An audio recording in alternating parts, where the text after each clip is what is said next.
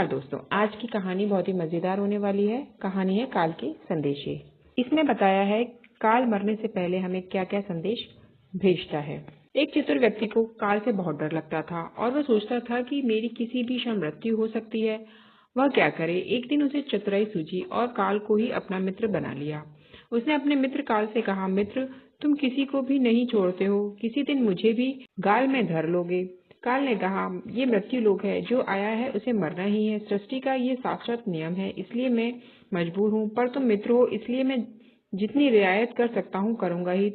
मुझसे क्या आशा रखते हो, साफ साफ कहो। व्यक्ति ने कहा, मित्र मैं इतना ही चाहता हूँ कि आप मुझे अपने लोक ले जाने के लिए आने से कुछ दिन पहले एक पत्र अवश्य लिख देना, ताकि मैं अपने बाल बच्चों को कारोबार की सभी बातें अच्छी तरह से समझा दूं और स्वयं भी भगवान भजन में लग जाऊं। काल ने प्रेम से कहा, यह कौन सी बड़ी बात है, मैं एक नहीं आपको 4 पत्र भेज दूंगा। चिंता मत करो, चारों पत्रों के बीच समय भी अच्छा खासा दूंगा, ताकि तुम सचेत होकर काम निपटा लो। वह व्यक्ति बड़ा ही प्रसन्न हुआ, सोचने लगा कि आज से मेरे मन से काल का भय भी निकल गया। मैं जाने से पूर्व अपने सभी कार्य पूर्ण कर जाऊंगा, तो देवता भी मेरा स्वागत करेंगे। दिन बीतते गए, आखिर मृत्यु की घड़ी आ पहुंची। काल अपने दूतों सहित उसके समीप आकर बोला, मित्र अब समय पूरा हुआ, मेरे साथ चलिए। मैं सत्यता और दृढ़ता पूर्वक अपने स्वामी की आज्ञा का पालन करते हुए एक क्षण भी तुम्हें और यहाँ नहीं छोड़ूंगा। उस व्यक्ति के माथे पर बल पड़ गया, भ्रुकुटी तन गई और कहने लगा, धिक्कार है तुम्हारे जैसे मित्रों पर। मेरे साथ विश्वासघात करते हुए तुम्हें लज्जा नहीं आती। तुमने मुझे वचन दिया था कि आने से पहले पत्र लिखूंगा, पर तुम तो बिना किसी सूचना के अचानक दूतों सहित मेरे ऊपर चढ़ आए। मित्रता तो दूर रही, तुमने अपने वचनों को भी नहीं निभाया। काल हंसा और बोला, मित्र इतना झूठ तो न बोलो। मैंने तुमको एक नहीं 4 पत्र भेजे थे, आपने एक भी उत्तर नहीं दिया। उस व्यक्ति ने चौंक कर पूछा, कौन से पत्र, कोई प्रमाण है? मुझे पत्र प्राप्त होने की कोई डाक रसीद आपके पास है तो दिखाओ। काल ने कहा, मित्र घबराओ नहीं, मेरे चारों पत्र इस समय आपके पास मौजूद हैं। मेरा पहला पत्र आपके सर पर चढ़कर बोला, आपके काले सुंदर बाल इन्हें सफेद कर दिया, और यह भी कहा कि सावधान हो जाओ, जो करना है कर डालो।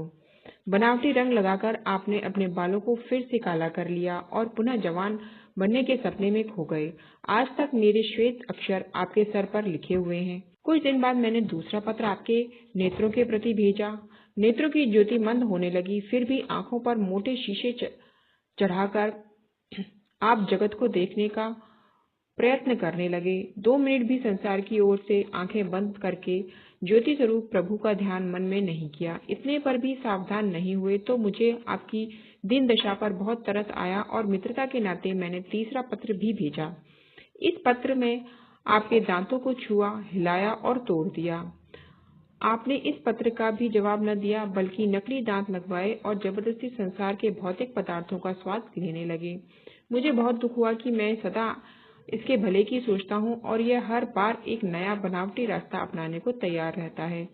अपने अंतिम पत्र के रूप में मैंने रोग, कलेश तथा पीड़ाओं को भेजा, परंतु आपने अहंकार वश सब अनसुना कर दिया। वह व्यक्ति काल के भेजे हुए इन पत्रों को सुनकर फूट फूट कर रोने लगा और अपने विपरीत कर्मों पर पश्चाताप करने लगा।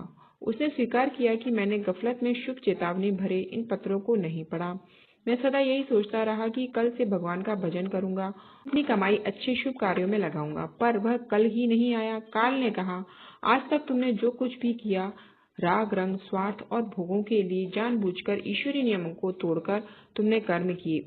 उस व्यक्ति को जब कोई मार्ग दिखाई नहीं दिया तो उसने काल को करोड़ों की संपत्ति का लोभ दिखाया। काल ने हंसकर कहा, मित्र यह मेरे लिए धूल से अधिक कुछ भी नहीं। धन, दौलत, शोहरत, सत्ता, ये सब लोभ संसारी लोगों को वश में कर सकता है, मुझे नहीं। काल ने उत्तर दिया, यदि तुम मुझे लुभाना ही चाहते हो तो सच्चाई और शुभ कर्मों का धन संग्रह करते। यह ऐसा धन है जिसके आगे मैं विवश हो सकता था, अपने निर्णय पर पुनर्विचार को बाध्य हो सकता था, पर तुम्हारे पास तो यह धन धीले भर का भी नहीं है। तुम्हारे ये सारे रुपए, पैसे, जमीन जायदाद, तिजोरी में जमा धन संपत्ति सब यही छूट जाएगा। मेरे साथ तुम भी उसी प्रकार निर्वस्त्र होकर जाओगे जैसे कोई भिखारी की आत्मा जाती है। काल ने जब मनुष्य की एक भी बात नहीं सुनी तो वह हाय हाय करके रोने लगा। सभी संबंधियों को पुकारा, परंतु काल ने उसके प्राण पकड़ लिए और चल पड़ा अपने गंतव्य की ओर। शिक्षा, जन्म और मृत्यु जीवन का सत्य है जो अटल है। देखने के लिए धन्यवाद। Please like